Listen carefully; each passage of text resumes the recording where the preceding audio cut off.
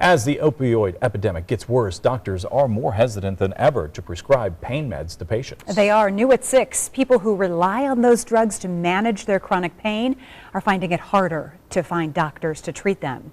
WSBT-22's Kristen Bean is here with us right now. And Kristen, you actually found that this change made by doctors may actually be doing more harm. Yeah, that's right. The number of prescriptions for opioids are down, but the number of people dying from opioid overdoses is higher than it's ever been. Meanwhile, people who need narcotics to manage their pain are finding they can't get the medicine they need. Yeah, I walk with a limp now. Rex Carpenter is only 62 years old, but expects he'll be in a wheelchair soon. The discs are completely collapsed and they're bone on bone. Carpenter has had back issues for the last 3 decades. Like, what does it feel like right now? Like somebody sticking a hot poker in my back. For 17 years, Carpenter has been on a high dose of methadone to manage his pain. And it had worked. But a few months ago, his doctor lowered his dose, citing concerns of new regulations. I'm stuck. I have inquired about 6 or so other doctors, and as soon as you tell them you're on methadone, nope, we don't do that. Click. Now he struggles day to day just getting around his home. And sitting here right now, I'm hurting. Carpenter is not alone. Doctors are more hesitant than ever to prescribe opioids, leaving patients like him in limbo. And these are the nerves that come out. Pain management doctor KATHRYN Park does not treat Carpenter, but she is seeing more patients switching doctors because of opioid prescription changes. Data shows the amount of opioids prescribed in the U.S. has decreased every year since 2010. That's in part because outrage over the opioid epidemic has intensified some legislative regulations and clinical policies. So there's anxiety among doctors, and so the majority of doctors no longer want to prescribe opioids because they fear they're not going to be following the regulations correctly. Some of them follow the regulations more tightly than required, just like some of the pharmacies.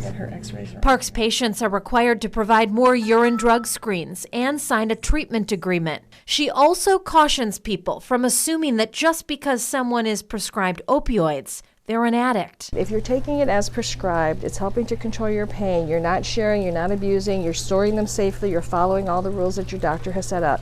You're just a very good pain patient. And while Park says she too is prescribing fewer opioids, she doesn't treat all patients the same. If I stopped all of my patients off of their pain pills, some of them would be confined to a wheelchair, not able to function, not able to raise their families. There's that case by case. While prescription rates for opioids have declined, opioid overdose deaths have spiked.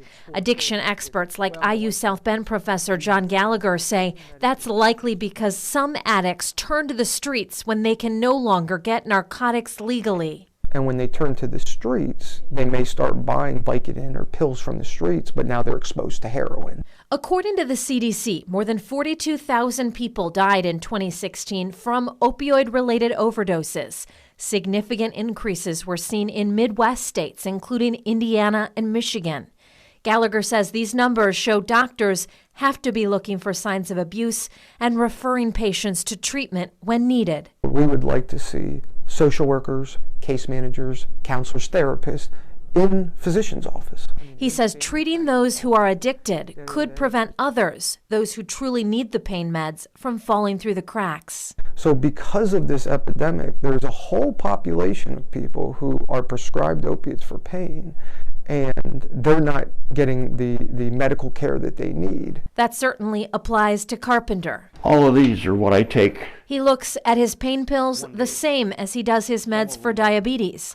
They keep him living life, something that's gotten more difficult. It's been considerably harder in the last 2 months. Doctors say the public health emergency that is the opioid epidemic has sparked new guidelines from insurance providers, Medicare, even the CDC.